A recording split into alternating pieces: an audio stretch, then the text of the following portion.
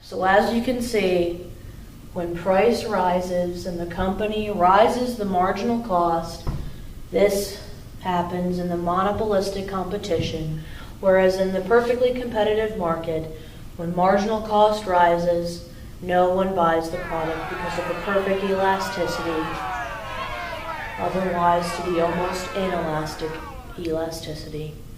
Any questions?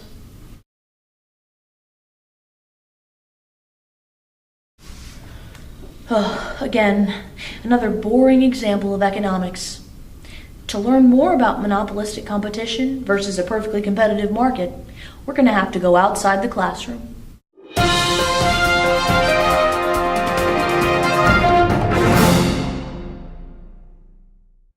Take these two water bottles. Now this one you buy once and continually fill with otherwise free water. This one costs about $1.50 per bottle. You have to keep buying them to drink water. So why do 9 out of 10 college students choose this option, which costs them hundreds of dollars per year just to drink water? Well, for that, we'll have to go back to the blackboard. All right, we're back to the blackboard. Now, let's remember that the tap water in the reusable container and the bottled water are in two separate markets. This means that the demand for both of them are completely different. Bottled water is considered inelastic. People are willing to spend much more money for the convenience that bottled water supposedly gives them. This means that companies are willing to charge and able to charge much more for their product. We can show this by using the graph. Let's say the company decides to increase their marginal cost, or the cost of each bottle of water. When this happens,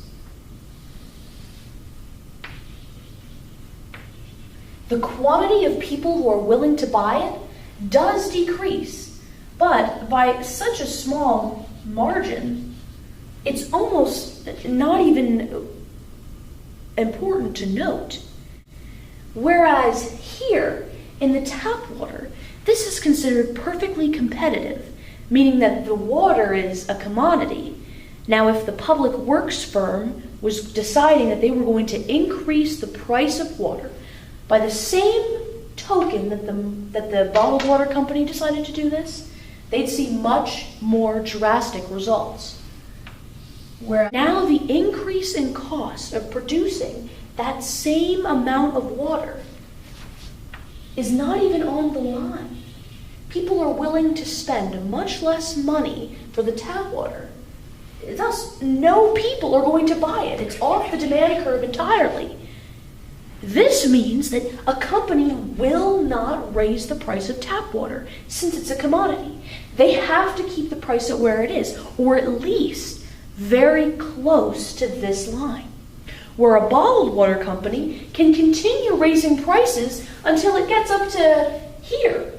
You started at price all the way down here, and you're ending up with price all the way up here, and you're not losing that many customers. So, you see, that's why bottled water is so expensive. People make it so. But if people bought more tap water, if they use what's already available to them for free, you'd see a big change in this market. What I'm trying to say is, the power of your money does lie in your hand. You take this, and you take this. And that's your economics lesson of the day.